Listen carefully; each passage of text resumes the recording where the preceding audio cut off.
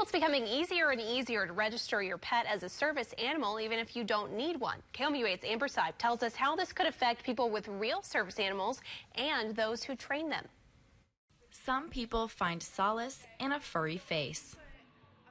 I didn't have her. I know I wouldn't be sitting here talking with you today. Katie Knight is an Army veteran. She served for 8 years, but now she suffers from military sexual trauma. I was homebound. I wouldn't go nowhere. I wouldn't do anything. She was raped and stalked when she was in the Army, and just a few years after that, she lost everything in a 2013 flood. I would drink myself to a stupid because it would numb the pain. Then she met Minders and got her life back. The first big outing that we had was a Blues game. It was actually Veterans Day. And, wow. It was amazing to go to a game and actually be able to focus because I knew she had my back. But Minders has some anxiety of her own. She was bit by a poorly trained and loosely labeled service dog. The dogs are being trained by trainers who lack the knowledge and skills to be training them.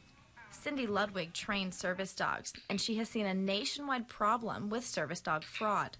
The dogs they turn out give service dogs a bad name, and the people that have real service dogs then suffer because the public's opinion of them has been tainted. And service dog fraud is everywhere.